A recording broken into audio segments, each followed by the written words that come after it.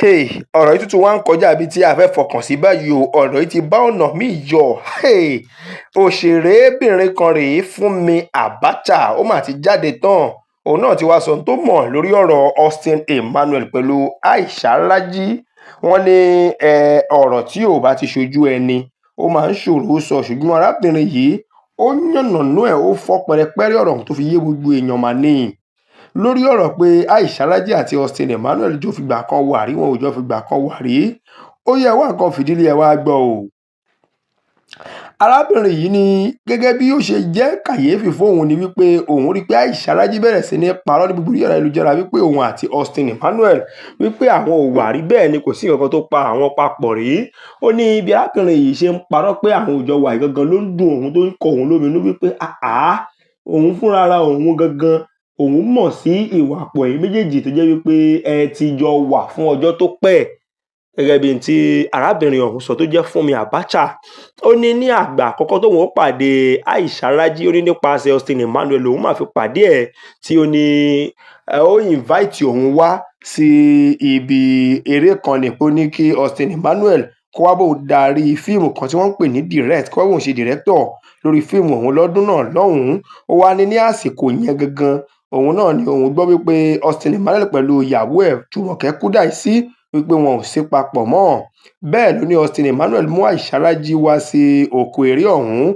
Gẹ́gẹ́ bí tí arábìnrin ọ̀hún sọ, ó ní àwọn méjèèjì jọ wà ní gbogbo àsìkò tí wọ́n jọ ya iṣẹ́, ọjọ́ ń wà papọ̀ 247 ní títí di àsìkò tí ó fi wá fi Austin Emmanuel ló wá introduce ẹ̀ sóhun pé boyfriend òun rèé, girlfriend òun rèé, ṣàmọ̀rú ẹ̀ ṣá. Ó ní làwọn méjì fi jọ bẹ̀rẹ̀ sí ní bá eré àníyàn lọ. Ó ní àti bẹ́ẹ̀ lòun àti Aisha làwọn ti jọ di ọ̀rẹ́ o. Ó wá ní kò pẹ́ lẹ́yìn ìgbà tí wọ́n ti jọ wà ní arákùnrin kan tí ó jẹ́ ìlúmọ̀ọ́ká ẹja ọsàn, òun ni wọ́n porúkọ ẹ̀, wọ́n ní ló bá sọ fóun pé kó jẹ́ kí n mọ ọ̀rẹ́ ẹ̀ ṣẹ́ mọ̀. Má nìyẹn ní kí ó gbé Aisha Raji fóun, ló dẹ̀ ní pé lóòótọ́ ni òun dẹ̀ introduce Aisha Raji sí arákùnrin ọ̀hún. Ó ní arákùnrin tá à ń sọ yìí pé bọ̀rọ̀kìnní ni arákùnrin ọ̀hún lásìkò tá à ń sọ, tó wá sọ pé èèyàn lówó lọ́wọ́, pé bàbá olówó gidi òun ni ẹja ọsàn lásìkò yìí o. Kí má tàn yín, ó ní ọ̀rọ̀ yìí ló dá ìjà Austin Emmanuel àti ẹja ọsàn kalẹ̀ o, wípé ó gba ìyàwó mi, ò gba ìyàwó mi, ó gba girlfriend mi, ò gba girlfriend mi ni. Kódà wọ́n ní nínú ìkojú ara ẹni ọ̀hún, wọ́n ní wọ́n na Austin Emmanuel lè pé ẹ̀mí fẹ́ bọ́ lára ẹ̀ nígbà náà o. Ó wá ní lẹ́yìn rẹ̀yìn òun ni ẹja ọsàn òun ni ó kọjú ìjà sóhun náà, wípé àjọ tí òun ti bẹ̀rẹ̀ sí ní wà pẹ̀lú ọmọ tó gbé fóun yìí ní gbogbo àwọn nǹkan òun ti ń wálẹ̀ o. Ó ní tìdí àsìkò yìí ó ṣe ń pe òun pé òun ló kó bóun, pé aláàskúrà òun lẹni tó gbé fóun. Ẹ ti mọ̀ tí mo aláàskúrà, wípé ẹni tí ó jẹ́ pé tí nǹkan bá dàwọ̀ àti ẹ̀pọ̀ gbogbo ọlá tó ní yóò máa lọlẹ̀, gẹ́gẹ́ bíi pé ó ní ìfàsẹ́yìn lára. Ó ní bákan náà ni arábìnrin ọ̀hún ló tún tọ́ka sí Austin Emmanuel náà pé ẹ wo bí Austin Emmanuel bí iná láì ṣe ń jó tẹ́lẹ̀, ọ̀sán kan òru kan ṣàdédé ló kàn déédé wọ́kun o. Lọ́dẹ̀ pé wọ́n ní oríṣiríṣi ọkùnrin tí Aisha ti jọba papọ̀ ní nǹkan rí, òun náà ni wọ́n kábàámọ̀ wípé àwọn fìgbà kan fẹ́ Aisha rí. Ó wá ní àwọn ènìyàn ládùúgbò gan tiẹ̀ ti wá mọ ilé yìí wípé kì í ṣe tuntun.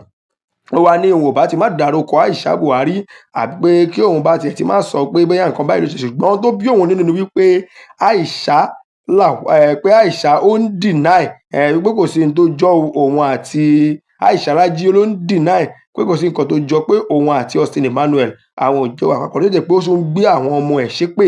Ó wá ní tó bí òun nìyẹn pé tí àgbàlagbà méjì bá jọ ní aáwọ̀ láàrin ara wọn, kí wọ́n yanjú ẹ̀ ló máa ń dà, kí wọ́n máa gbé àwọn ọmọ ọlọ́mọ tí wọn ò mọ́wọ́ tí wọn ò mẹsẹ̀ ṣépè sí, wípé èpè tó ń gbé àwọn ọmọ ìṣẹ́ òun gan ló ń dùn òun, tó fi bí òun tóun fi bínú jáde wáyé báyìí tí òun fi wá sọ̀rọ̀ síta o. Ó wá ní wípé àánú Jùmọ̀kẹ́ Kúdàísí ṣe òun, nítorí wípé wọ́n yàn án jẹ ní gbogbo ọ̀nà, bẹ́ẹ̀ ni wọ́n sì fi owó lágbá lójú o. Ó wá ní ó sì le fún òun láti gbàgbọ́ wípé Aisha Raji ó wá sí gbangba wálíà, ó dẹ̀ ń deny wípé òun àti Austin Emmanuel àwọn jọ ní nǹkan kan papọ̀ rí, tó dẹ̀ jẹ́ pé nínú ọkàn ara ẹ̀ ó mọ̀ wípé kì í ṣe ọdún kékeré làwọn méjì jọ fi wà papọ̀, tí wọ́n jọ ń ṣe yùnkẹ́yùnkẹ́ lọ́tùn lósì. Ó wá ní gẹ́gẹ́ bí ọ̀rọ̀ tí Aisha sọ sí Austin Emmanuel yìí, ó ní ó jẹ́ nǹkan tó bọ̀ òun lọ́kàn jẹ́ pé kì í ṣe ní tó da, àwọn ọ̀rọ̀ yìí ti pọ̀ jù. Ó wá ń pè lólógo àná àjàláta náà, ṣé kì í ṣe Aisha Raji náà ló dá gbogbo ẹ̀ sílẹ̀? Ṣùgbọ́n ìgbà tí arábìnrin ti tú àṣírí yìí, ní ọ̀pọ̀lọpọ̀ awuyewuye ti ń lọ lórí ẹ̀rọ ayélujára. tí wọ́n dẹ̀ ti bẹ̀rẹ̀ sí ní drag ara wọn up and down. Eléyìí la ní ká sáré mú wá fún yín lórí ọ̀rọ̀ Aisha Raji.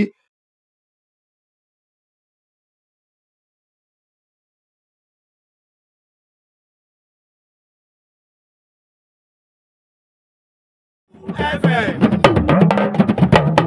Owutu FM ètò tó bójú owó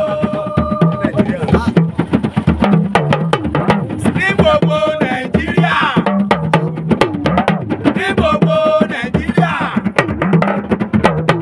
Owutu FM ètò tó bójú owó Owutu ni ẹ máa gbọ́. Owutu ni ẹ máa wò. Owutu ni ẹ máa wò.